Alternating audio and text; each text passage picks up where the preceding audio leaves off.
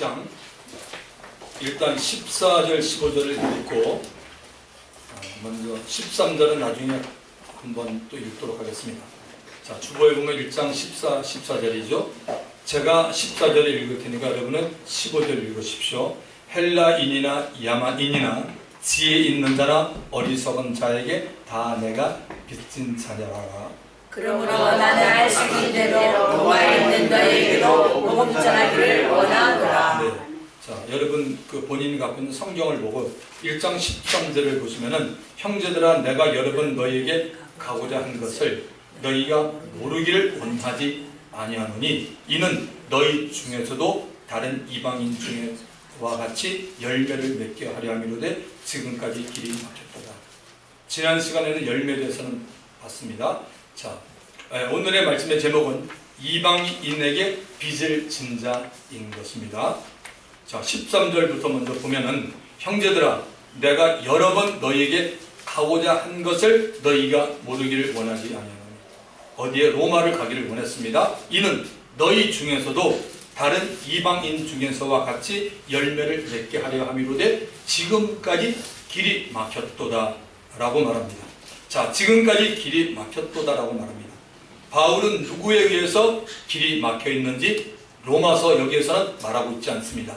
성령이 허락을 하지 않은 건지 사단이 막았는지 말하고 있지 않습니다. 자, 우선 좀 제가 이 중요한 부분이기 때문에 배경 설명을 좀 해드리는 게 마땅하다고 봅니다. 바울은 제3차 선교행이 시작되면서 저기 이 PPT가 나오는데 지도를 좀 여러분 보십시오. 거의 많은 시간을 에베소에서 보내게 됩니다. 3년 동안 에베소에 머물면서 2년을 에베소 안에 있는 두란노 소원이라는 것에서 성경을 강론하는 것으로 사도 바울은 보냅니다. 사도행전 19장 10절은 이렇게 말합니다. 2해 동안 2년 동안 이같이 하니 아시아에 사는 자는 유대인이나 헬라인이나 다 주의 말씀을 듣더라. 자, 다시 지도가 나오면은요, 당시 아시아는 오늘 우리가 살고 있는 지역을 아시아라고 그러지 않았습니다. 당시 아시아는 에베소를 지금 지도에 보시죠. 포함한 요한계시록에 나오는 7교회가 있었던 지역입니다. 에베소, 서머나, 버가모, 두아디라, 사데, 빌라델비아, 라오디게아 이곳으로부터 많은 사람들이 바울이 가르치는 성경 강론을 듣기 위해 찾아왔던 것입니다.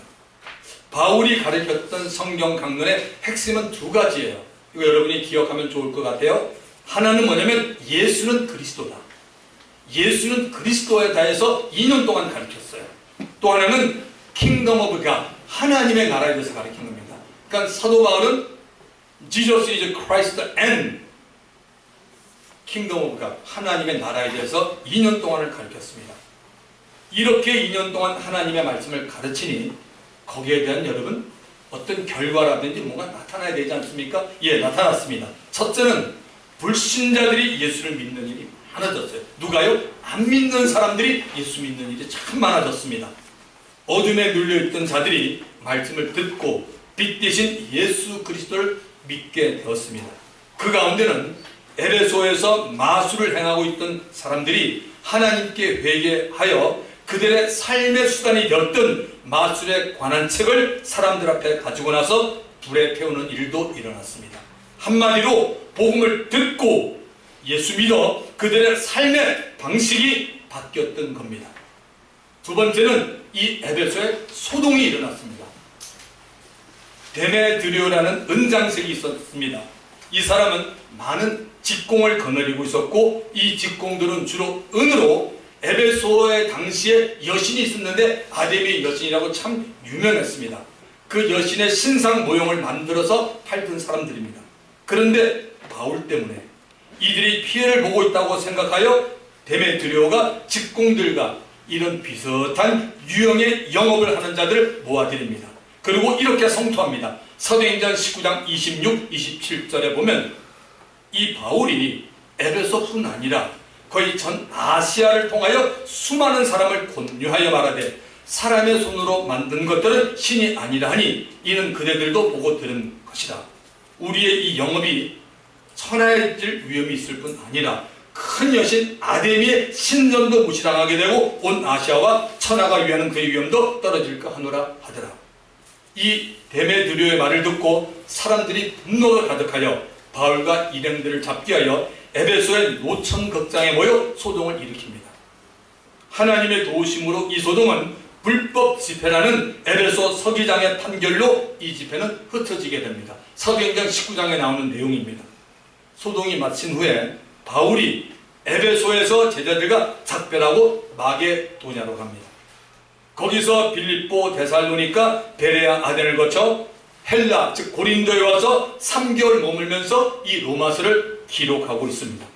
로마서는 아직 바울이 가보지 않은 로마에 있는 하나님의 사랑받고 있는 성도를 위하여 쓰고 있는 편지입니다.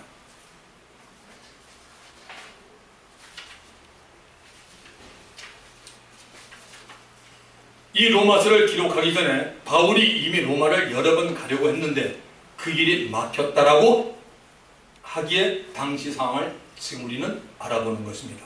자, 바울이 로마 가기를 원했던 시기는 제1차 선교 때는 아니었습니다. 그때는 선교가 시작이 되고 그때는 구부로 갈라디아 부르기아, 즉 지금 여러분 터키라는 나라 아시죠? 터키의 동쪽에 있던 곳을 갔기 때문에 그쪽은 위치상으로 로마로 갈 확률이 굉장히 적습니다. 제2차 선교 시기라고 봅니다. 여기 바울의 2차 전도 여행이 보죠. 2차 전도 여행은 여러분 보면, 여러분 맨 왼쪽에 보면은 로마가 있고 그 옆에 보면 지금 그리스가 있습니다. 아덴이 있고 그쪽으로 바울이 2차 선교를 하기 때문에 그쪽에서 로마를 가기 쉽기 때문에 바울이 2차 전도 여행 중에 바울이 로마로 가려고 했던 것이 아닌가라고 보고 싶습니다. 이때는 주로 마게도냐와 아가야라는 거 보면 고린도 밑에 있죠. 그러니까 우리도 보면은 경기도 안에 여러분 뭐가 있습니까?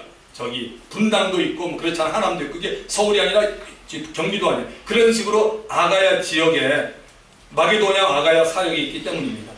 위치적으로 볼 때 지금의 그리스에서 주로 사역했기 때문에 로마로 가기를 그만큼 쉬웠다는 겁니다. 마게도냐는 빌립보 교회가 있습니다. 데살로니가 교회가 있었고 그러니까 바울이 다 개척한 곳입니다. 그리고 베레아 지역이고 아가야는 에덴, 고린도 겐그레아 지역입니다. 이렇게 2차 선교 때 했고 또한 중요한 부분이 이겁니다. 2차 선교 때는 사도 바울의 개인의 그 영성이라고 여러분 들어보셨죠? 영성이 계속 쌓여지고 가고 있을 때입니다. 말씀에 대한 영성이 대단했습니다.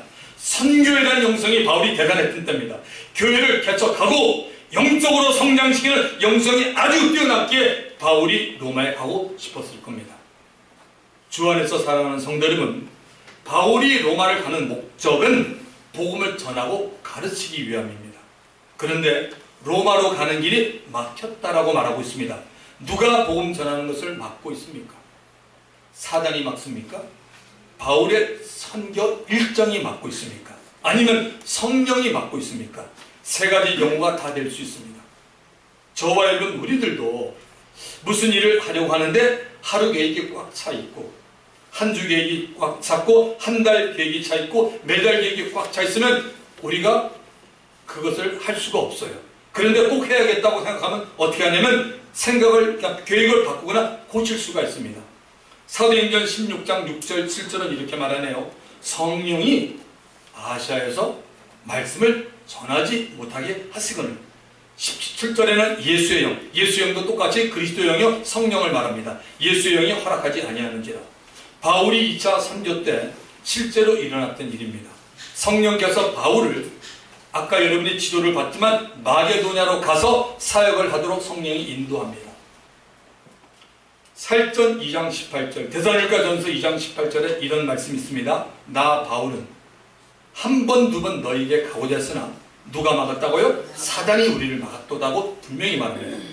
바울은 데살로니가 교인들이 예수를 믿고 나서 여러 어려움을 당하는 가운데 데살로니가 살고 있는 자기네 같은 동족으로부터 핍박받는 것을 보았습니다.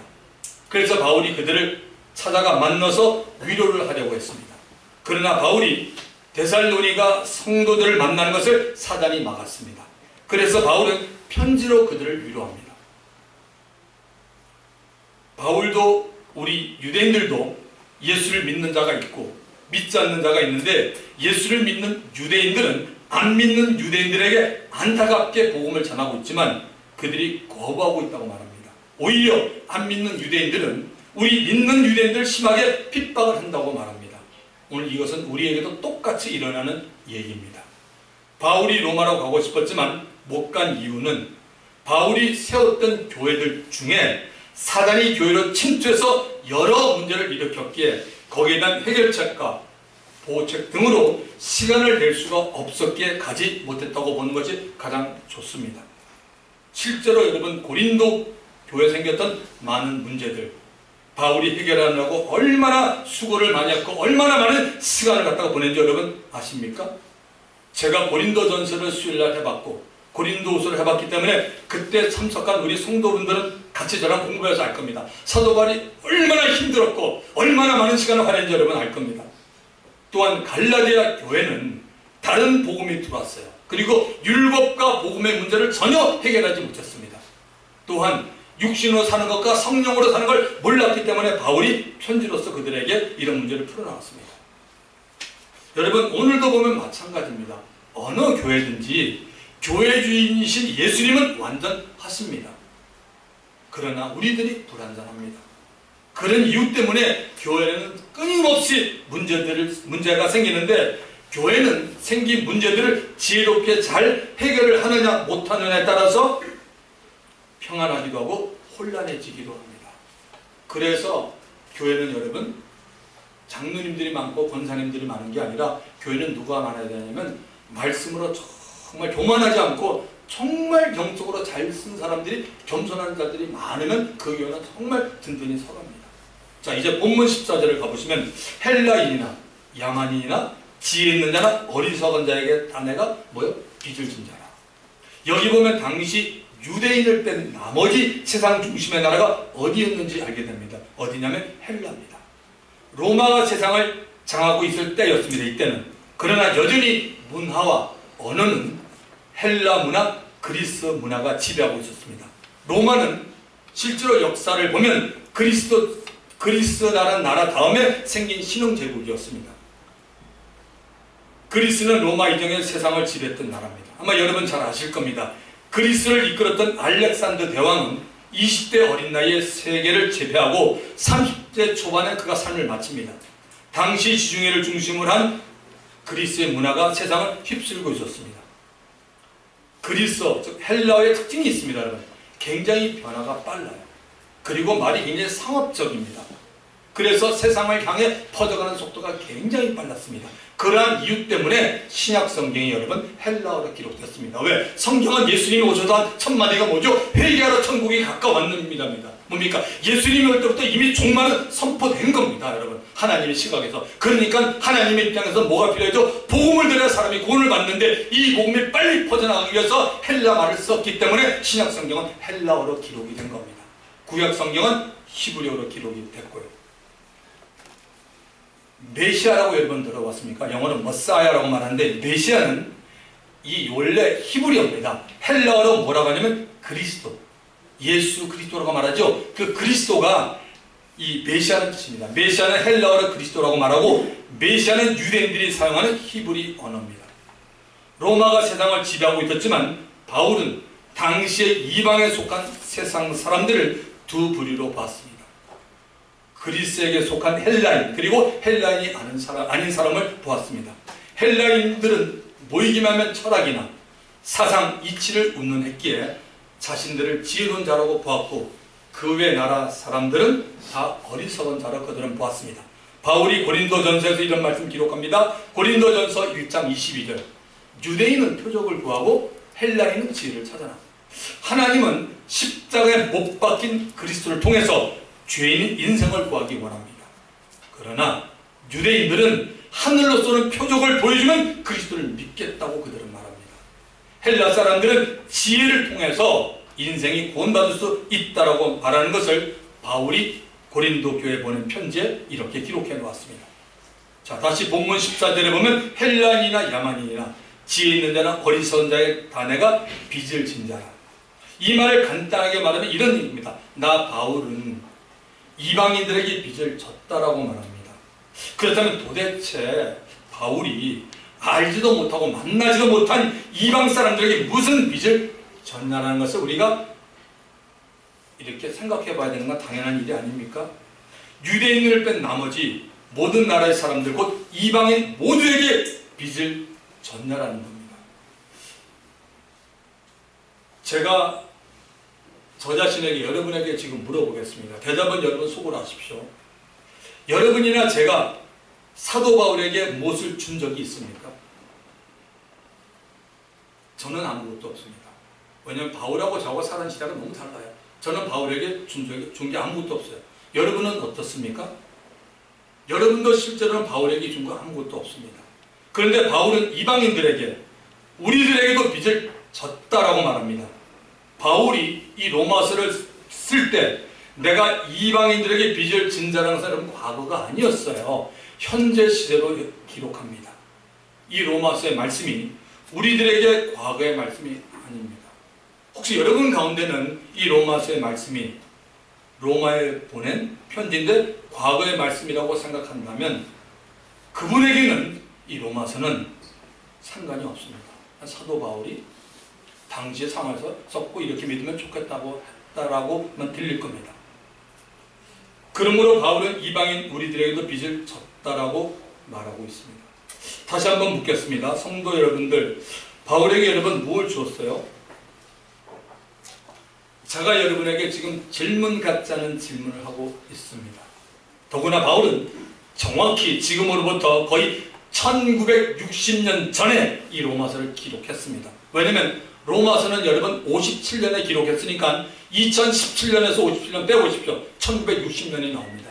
왜냐하면 로마서 말씀이 너무 정확하기 때문에 제가 숫자를 이렇게 얘기하는 겁니다. 그러면 이제 이방인들에게 우리 모두에게도 빚을 졌다는 바울에게 한번 우리가 물어보십시다. 바울 선생님, 언제, 어디서, 무엇을 어떻게, 누구로부터 빚을 졌습니까? 자, 이 대답이 사도행전 9장에 나옵니다. 사도행전 9장을 통해서 바울이 말하는 답을 한번 들어보십시다. 사도행전은 9장은 너무나 유명한 장이죠. 예수 믿은 지 3년 되면 사도행전 9장은 바로 그냥 알아야 돼요. 사도 바울이 여기서 꽃가라진 날입니다. 변화받은 날 거듭난 게 사도행전 9장에 나와 있습니다. 1절부터 2절까지 내용은 바울이 다메섹으로 예수를 믿는 사람을 정식으로 잡아들이기 위해서 예루살렘으로부터 공문을 받아가지고 가는 장면입니다. 3절부터 9절까지의 내용은 갑자기 하늘로부터 빛이 바울에게 비춰졌고 그 빛에 의해 바울은 땅에 엎드러지게 됩니다. 동시에 예수님의 소리를 듣게 됩니다. 그리고 바울은 그 빛으로 인하여 사흘 동안이나 눈은 떴으나 아무것도 보지 못하고 먹지도 못하고 마시지도 못합니다. 10절부터 18절의 내용은 바울이 다메섹에 살고 있었던 예수님의 제자 아나니아로부터 사명을 받는 것과 안수를 받고 성령으로 충만해진 후 눈에서 비늘이 벗겨지는 내용입니다. 사도행전 9장 15절에 이렇게 말하고 있습니다. 주께서 이러시되 가라. 예수님이 말합니다. 가라. 지금 예수님이 아나니아에게 말합니다. 아나니아야 가라 합니다. 이 사람은 지금 바울입니다. 내 이름을 이방인과 임금들과 이스라엘 자손들에게 전하기 위하여 택한 나의 그릇이다. 개인 바울에게 이 말씀이 언제 주어졌느냐 하면 하나님의 은혜로 부활의 예수를 만나 그의 영이 거듭나고 4일째 되는 날입니다. 왜냐하면 3일 동안 음식을 먹지 못하고 있었기 때문입니다. 자, 강권적인 은혜로 예수 믿게 되어 구원받은 바울에게 예수님이 아나니아라는 제자를 즉시 보내서 사명을 줍니다. 예수님이 바울에게 준 사명은 이겁니다. 예수의 이름을 이방인들과 임금들에게 전하는 것입니다. 이 사명을 위해서 예수님이 바울을 택하여 예수님의 그릇, 즉 예수님의 도구 삼은 겁니다. 하나님의 입장에서 여러분 보면 하나님이 이방 사람들에게 하나님의 아들 예수의 이름을 듣도록 바울을 택하신 겁니다. 바울이 하나님의 택함을 받고 예수의 이름을 전하기 위해서는 먼저 바울 자신이 예수 믿고 영원한 생명을 얻어야 합니다. 맞나요? 지금 제가 굉장히 여러분들에게 논리적으로 말씀드리고 있는 거예요. 여러분이 저랑 같이 호흡을 맞추면요, 이 말씀이 쭉쭉 들어오게 돼 있어요. 1 더하기 1은 2, 지금 이런 식으로 제가 당분 이렇게 설교를 좀 하고 있습니다. 왜? 너무 중요하기 때문에. 영원한 생명, 영적 구원을 바울이 얻어야 됩니다. 그래서 바울은 이방인들 때문에 자신이 영원한 생명을 얻게 되었음을 깨닫게 된 것입니다. 만약에 이방인들이 없었다면 하나님이 나 바울을 구원할 필요가 없음을 그는 알게 된 것입니다. 그래서 바울은 한 번도 보지 못한 이방인들에게 바울 자신이 영원한 생명을 얻게 된 사실에 대해서 항상 감사하고 있는 것입니다. 여러분, 바울이 어느 정도로 이방인들에게 감사하고 있느냐 하면 이렇게 말하는 것처럼 저에게 들립니다. 이방의 모든 형제들이요, 나 바울은 당신들이 존재하지 않았다면 구원을 얻지 못하는 자가 되었을 터인데 당신들이 있기에 나는 구원이라는 빚을, 곧 영원한 생명의 빚을 지게 되었어. 그러니 당신들은 나의 영원한 생명의 은인이라고 말하는 것입니다. 그러면 이제 바울이 영생의 은인이 된 이방인들에게 진 빚을 어떻게 갚는지 한번 살펴보십시다. 오늘 이건 본문 15절에 나와 있습니다. 그러므로 나는 할 수 있는 대로 로마에 있는 너에게도 뭐요? 복음 전하기를 원하라. 로마 이제 안 갔어요. 그래서 할 수 있는 대로 내가 로마에 있는 너에게도 복음 전하기를 원하라. This is why I'm so eager to preach the gospel also to you who at Rome. 로마에 있는 너에게도 정말 내가 복음 전하기 원하는 이유가 이것이라고 그는 말하고 있습니다. 이방인 가운데 로마에 있는 너희 성도들에게 복음 전하기를 원하노라고 말합니다.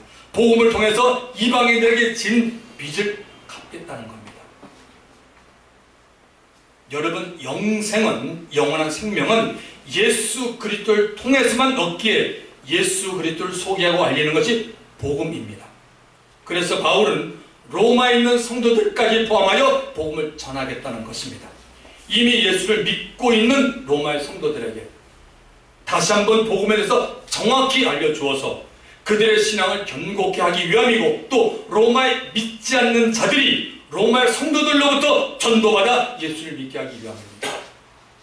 이제 저와 여러분 우리들에게 적용을 한번 해봅시다.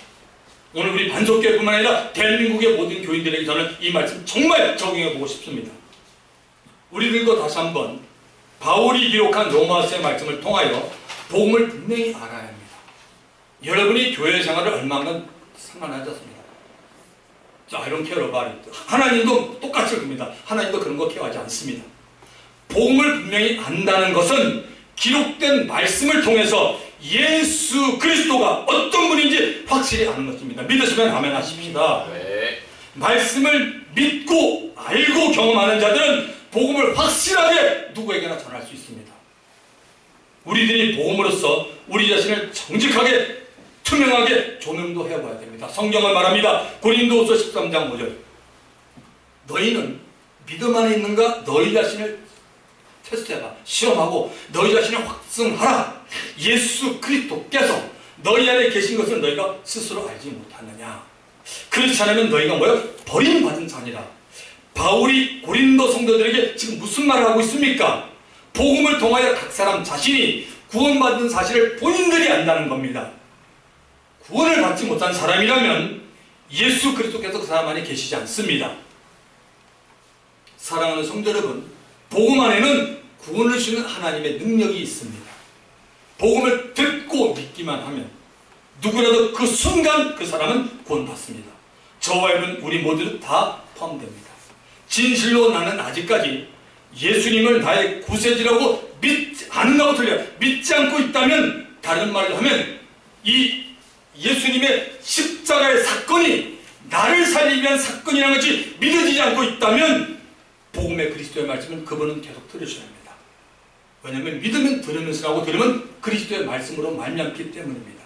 듣다 보면 성령께서 나에게 말씀이 믿어지게 역사합니다. 저는 장례식장에 갈 때마다 귀한 진리를 깨닫고 있습니다. 전도서 7장 1절과 2절에 나오는 말씀인데 여러분도 이 말씀을 알고는 있어야 됩니다. 전도서 7장 1절에 이렇게 말합니다. 좋은 이름이 좋은 기름보다 낫고 죽는 날이 출생하는 날보다 나으며 죽는 날이 출생하는 날보다 낫다는 말 여러분 아무나 못하는 말이에요. 이 말을 할 수 있다는 건 그만큼 믿음이 있다는 얘기예요. 죽는 날이 출생하는 날보다 나으면 그 다음 절 초당집에 장례식에 가는 것이 잔치집, 결혼식장에 이런 데 가는 것보다 나으니 이유가 뭐예요? 모든 사람의 끝이 이와 같이 됩니다. 이 세상에 안 죽는 사람 없어요. 다 죽습니다. 산 자는 이것을 마음에 둘지라. 죽은 사람은 마음에 둘 필요가 없죠. 우리 지금 살아있습니다. 아멘. 산 사람은 성경이 말합니다. 이것을 마음에 두라고 말합니다. 우리 모두는 우리의 앞날의 삶에 대해서 우리의 힘이나 지혜나 재물로도 보장할 수 없습니다. 지금까지 살아온 세월이 우리가 하나님의 은혜로 살았다는 것을 보장해 줄 뿐입니다. 지금도 아주 가까운 우리 주위에서 안타깝게 삶을 마치는 일이 참으로 많습니다.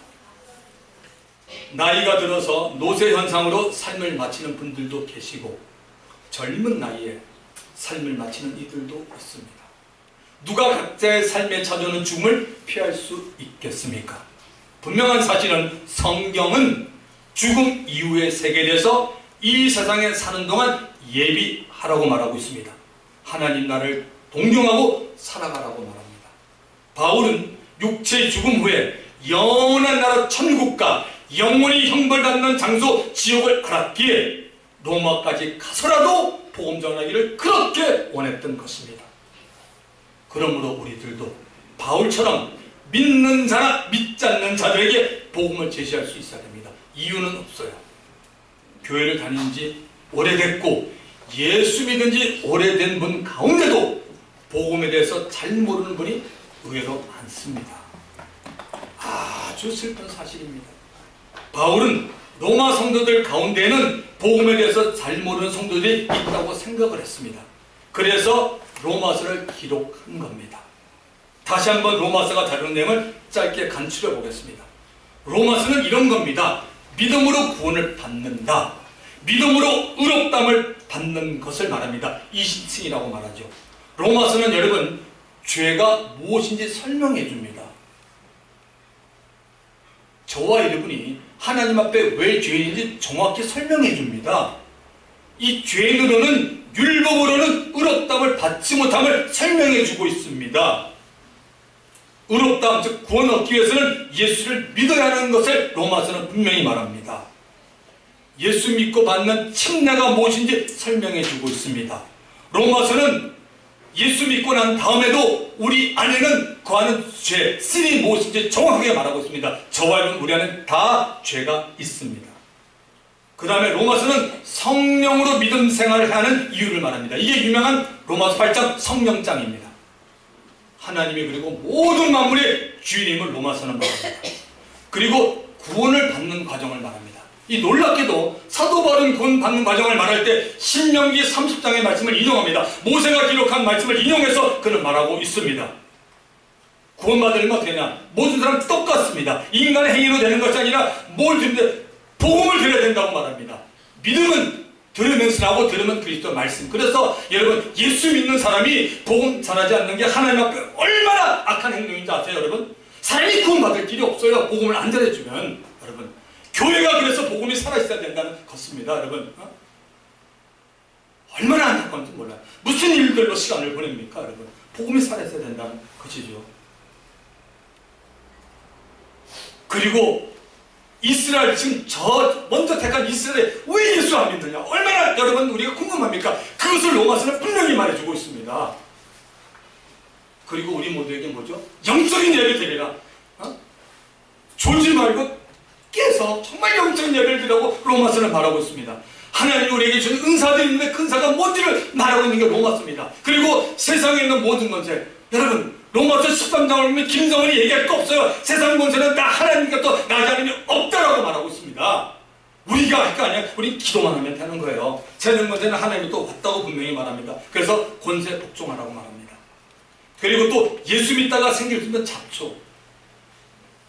이 부분이 제가 볼 때는 30년, 40년에 예수 믿던 우리 한국 사람들이 지금은 이 잡초가 너무 많이 생겼어요, 여러분. 이게 뭐냐? 예수를 믿어도 죄의 본성을 가지고 있기 때문에 이 본성 때문에 있는 죄들에서 성경은 벗어나라고 로마서는 말하고 있습니다. 교회 안에는 믿음이 약한 자가 있고 강한 자, 사람이 모이는 건 다 있지 않습니까? 근데 믿음이 약한 자는 세상에서 무엇을 배웠든 많이 배웠든 아니든 상관없이 그들은 의심을 많이 한다는 겁니다. 그러면 교회 내에서 일일이 목사님이 이렇게 얘기하지 말고 여러분들 안에 믿음이 있는 성도들이 그런 사람 위로해주고 이렇게 말해주라는 것이 로마서 얘기입니다. 또한 로마서는 신앙의 본질이 아닌 것 같고 제발 교회에서 다투지 말라고 하는 게 로마서입니다. 신앙에는 또 뭡니까? 동역자들이 필요한, 나이에 상관없이 사도 바울도 자기 어머니 아닌 사람한테 정말 영적으로 어머니 아닌 사람이 로마서 16장에 나옵니다. 어떤 부부들도 있고 젊은이들도 있고, 신앙은 여러분 혼자 못한다는 겁니다. 그래서 신앙은 우리가 점점 넓혀가야 된다는 것이 로마서의 말씀입니다. 동역자가 필요하고, 마지막에 로마서는 뭘 말합니까? 복음으로 다시 한번 우리 믿는 자들이 견고해서 그 견고케 하시는 하나님께 영광 돌리고 예수 그리스도로 말미암아 영원히 하나님께 감사하는 게 로마서의 말씀입니다. 이게 로마서예요. 우리 믿는 자들 가운데도 로마서를 자주 읽고 관심을 가지는 자는, 저는 그분은 복음을 압니다.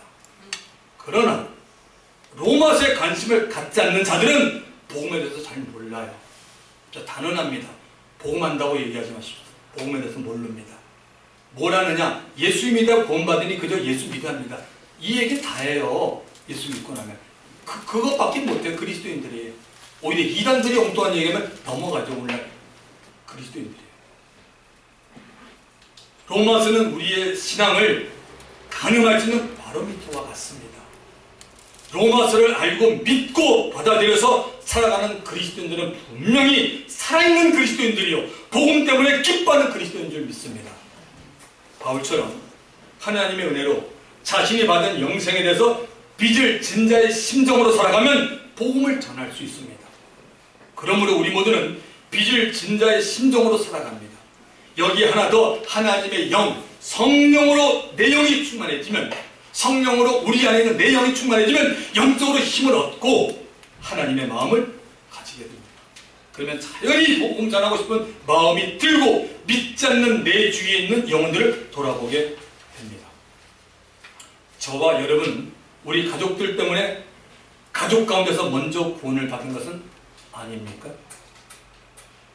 우리의 일가 친척, 친지, 친구 때문에 먼저 구원받은 것은 아닙니까? 사도행전 16장 31, 32절의 말씀을 묵상을 해보십시오. 이르되 주 예수를 믿으라. 그러면 너와 내 집이 구원을 받으리라 하고, 주의 말씀을, 저는 32절을 더 중요히 여기는 목사예요. 주의 말씀을 그 사람과 그 집에 있는 모든 사람에게 뭐요? 전하더라. 여러분, 예수 믿고 난 다음에 여러분의 가정에 있는 누구를 막론하고 교회 안 나가는 사람한테 정확히 여러분 빵을 사주든 뭐 돈을 주든 뭐하든 여러분 복음 한번 정확히 후련하게 한번 전해본 적 있습니까? 못 전했다고요? 그 로마서의 말씀이 위배되네요. 그거 왜 못 전합니까? 그건 다 인간 핑계예요. 이건 뭐냐? 여러분이 영혼 구원의 그 기쁨을 모르고 천국과 지옥을 정확히 모르고 대충 하는 거예요. 다른 여기서 동그란 여기다 쳐. 나 예수 믿어. 나 천국 가. 그러려고 로마서 기록된 거 아니에요.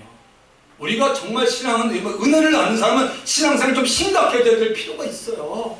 아멘. 정말 아멘이잖아요, 여러분. 안 죽는 사람은 어디 있습니까, 여러분? 내가 교회 열심히 나고 나 구원받은 자 했더니 꽝이야. 도로 내려갑니까? 못 내려가요. 게임 끝.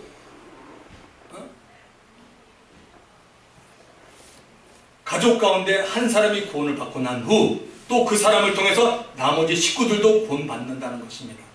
우리들이 우리의 가족 때문에 제일 먼저 예수 믿고 구원받은 사람들이라면 남아있는 가족들에게 복음을 전할 의무가 우리에게는 다 있습니다. 예외가 없어요. 저에게도 여러분 똑같습니다. 적어도 예수님께로 나아가는 길로 우리가 인도하는 자가 되어야 됩니다. 걸림돌이 되면 안 돼요. 근데 의외로 많은 사람들이 걸림돌이 되고 있어요. 들어보면요.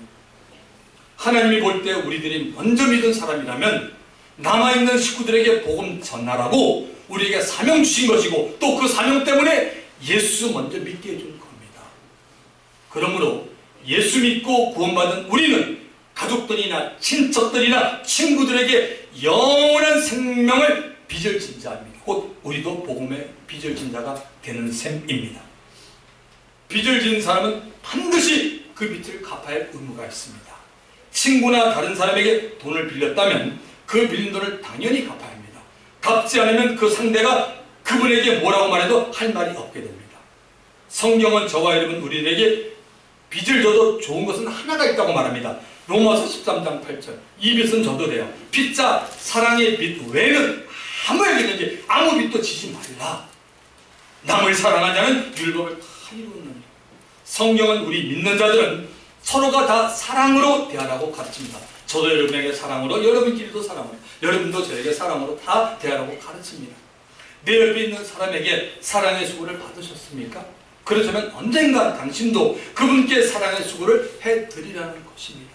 진실된 사랑을 누구에게 받았다면 당신의 마음에 깊이 새겨질 겁니다. 그러면 당신도 그 받은 사랑에 대해 더 넓고 깊은 사랑을 주고 싶어 할 겁니다. 여러분 모두 잠시 눈을 감아 주시기 바랍니다.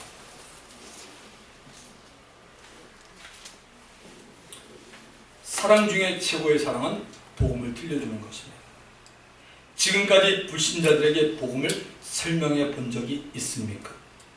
가장 최근에 누구에게 복음을 설명해 보았습니까? 당신이 전하는 복음을 듣고 그 들은 사람은 어떤 반응을 나타냈습니까? 우리 시간 성찬은 전에 주님 한 분 부르고 오늘 들은 말씀을 기억하면서 성령께서 여러분에게 저에게 감동 준 말씀이 뭔지 기억하면서 주님 한 분 부르고 통성이답니다. 주여! 아버지 하나님